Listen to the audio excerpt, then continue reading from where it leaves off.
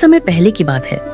एक समृद्ध राज्य में हरिपाल नाम का एक साधारण लेकिन अत्यंत चतुर किसान रहता था, जो अपनी छोटी सी खेती पर मेहनत करके ईमानदारी से जीवन बिताता था।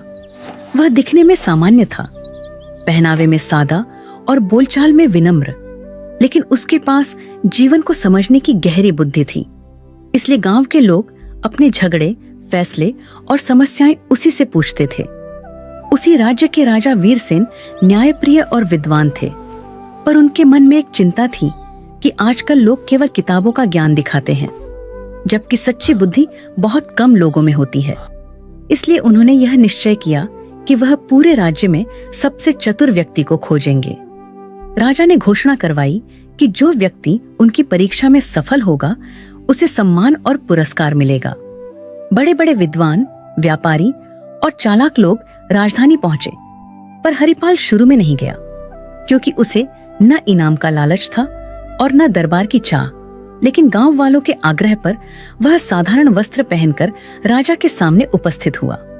राजा ने पहली परीक्षा में एक पत्थर और लकड़ी का टुकड़ा दिखाकर पूछा कि इनमें से अधिक उपयोगी क्या है।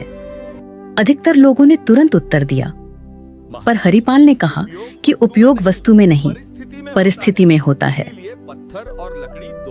यह उत्तर सुनकर राजा प्रभावित हुए।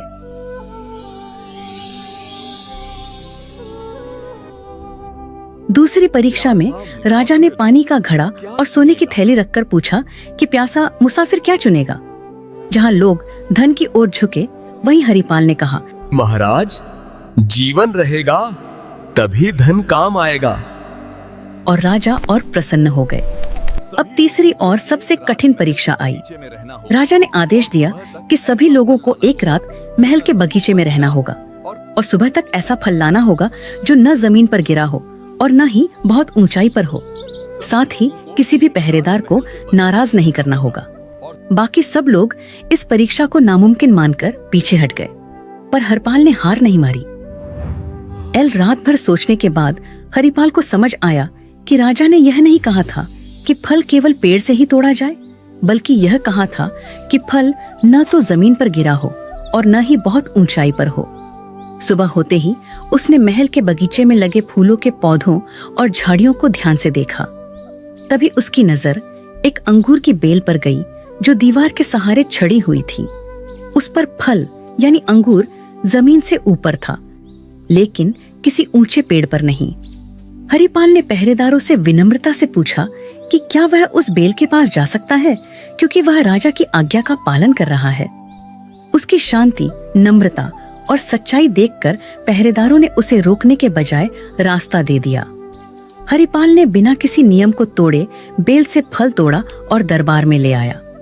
जब राजा ने उससे पूछा कि उसने यह कैसे किया, तो हरिपाल ने हाथ जोड़कर कहा कि सच्ची बुद्धि कठिन रास्ता चुनने में नहीं, बल्कि नियमों को समझकर सही और सरल मार्ग ढूंढने में होती है। यह सुनकर राजा वीरसेन अत्यंत प्रसन्न हुए और उन्होंने घोषणा की कि हरिपाल ही सच्चा चतुर है, क्योंकि उसने ज्ञान, धैर्य और व्यवहार तीनों का संतुलन दिखाया है। राजा ने उसे सोने का पुरस्कार दिया, लेकिन हरिपाल ने उतना ही सोना लिया जितना गांव में कुआं बनवाने के लिए आवश्यक था, और बाकी लौटा दिया।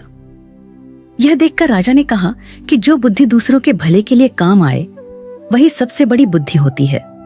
हरिपाल सम्मान के साथ अपने गांव लौट आया और पहले की तरह सादगी से जीवन जीने लगा। लेकिन उसकी कहानी पूरे राज्य में फैल गई और लोगों ने समझ लिया कि सच्ची चतुराई दिखावे में नहीं, बल्कि सही सोच और सही आचरण में होती है। सीख: सच्ची बुद्धि वही है जो नियमों को समझे, अहंकार से दूर रहे और अपने साथ साथ दूसरों का भी भला करे।